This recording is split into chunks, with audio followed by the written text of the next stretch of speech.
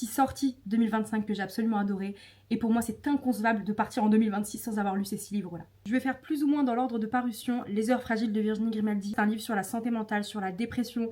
Il est magnifique. Vraiment, c'est un livre à lire, je pense, dans sa vie. Une autre petite pépite qui a été un vrai coup de cœur pour moi en 2025, Humber Falls d'Alicia Garnier, publié chez Knox. C'est un livre en rapport avec la sorcellerie. C'est un small town, c'est tout ce que j'aime. C'est très cocooning. Moi, j'adore. C'est vraiment une cosy romance. J'ai vraiment 2 personnalités. Soit les thrillers, soit les cosy romances. Un autre livre qui pour moi a été un coup de cœur, mais je sais que c'est pas le cas de tout le monde, c'était Notre Maison de Marcus Cleaver. Je vous en parle très très souvent, pour moi ça a été un coup de cœur ce livre. Je l'ai tellement aimé, c'est le genre de livre où tu te poses 20 000 questions. J'aime beaucoup les fins ouvertes moi personnellement, mais je sais qu'il y en a plein qui détestent. Donc si vous n'aimez pas les fins ouvertes, passez votre chemin. Bien évidemment, si je fais une vidéo sans parler de Freda, je meurs. Donc je vous présente Le Boyfriend. Freda nous en a sorti 2 en 2025, La Prof et Le Boyfriend.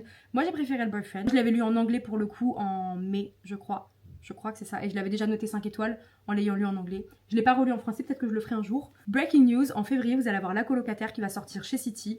Je vous ai fait une vidéo sur YouTube, parce que oui, j'ai une chaîne YouTube, pour vous parler de toutes les sorties 2026 qui m'intéressent. Je vous mets la miniature juste ici. Allez me suivre sur YouTube, je vous mets mon pseudo. Grande surprise pour moi, Campus Agency m'a dit en fait, elle a un don.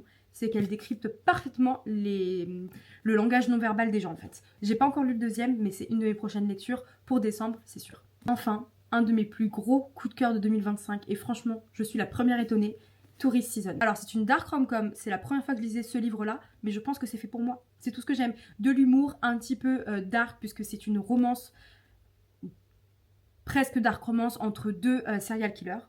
On a un peu des codes du thriller dedans, pareil je vous ai fait une revue dessus, ça a été un vrai coup de cœur pour moi ce livre et je ne peux plus attendre la suite. Dites-moi pour vous quels sont les incontournables de cette année 2025 et je vous fais des très gros bisous.